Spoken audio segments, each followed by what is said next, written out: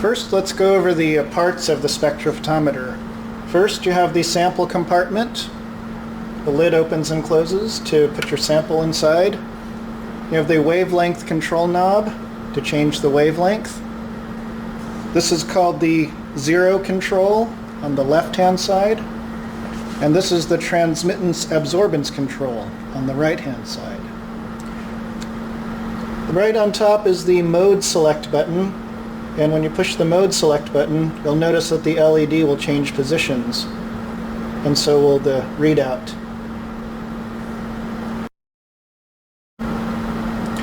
To begin using the spectrophotometer, you have to have your samples ready. So first, you should prepare a blank solution. And the blank solution has everything in it except for the molecule or compound you wish to measure.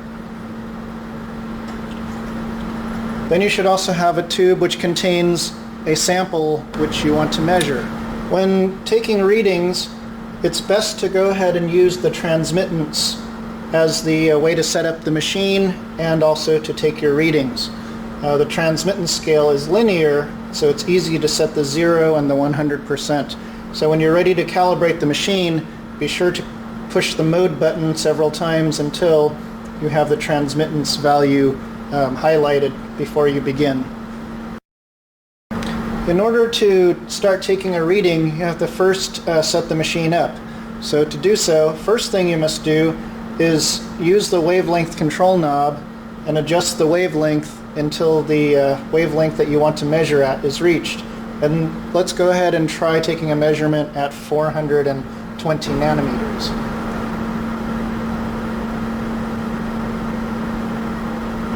Next thing you need to do is, using the zero control, turn the zero control until you get 0.0 showing up on the display.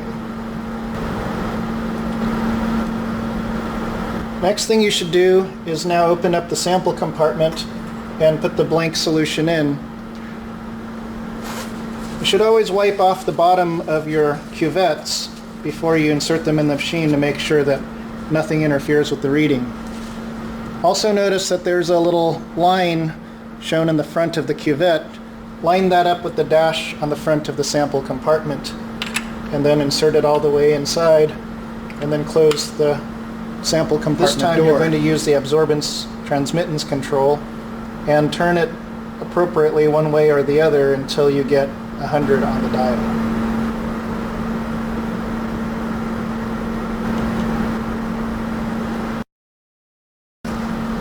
Once you've set the machine at 100%, then you can go ahead and take your cuvette out and then put your sample in. Again, making sure that you line up the mark on the cuvette with the mark on the sample compartment. Here you can see that the transmittance value is 93.0%. You can also take an absorbance reading by simply pushing the mode button to go down to where it says absorbance. So when the absorbance LED is lit, you can see that at the same wavelength the absorbance is 0.032. You want to ignore that. The machine has to be set up specifically in order to use that option, and this one is not. So do not write this concentration down, and you need to know the correct factor in order to set the concentration. So ignore those. Just use the transmittance and absorbance on the machine.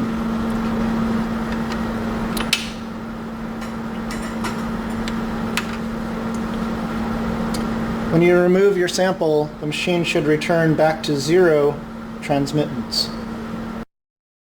You can go ahead and continue to put new samples into the sample compartment and continue to take readings at the same wavelength that you just set the machine up for. So if you have 10 test tubes, you can now put all 10 of them in one at a time and note the readings.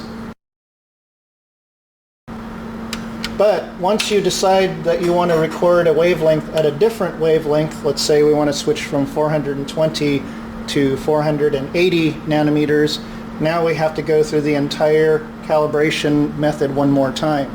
So then we'll have to begin by first changing the wavelength to the desired 480, We'll have to zero the machine using the zero control knob on the left. Then we'll have to put the blank cuvette back in. And then we'll have to use the knob on the right, the absorbance transmittance control, in order to set the machine back at 100% transmittance. And then after that's complete, then you can go ahead and put your sample in to read the absorbance or transmittance at the new wavelength.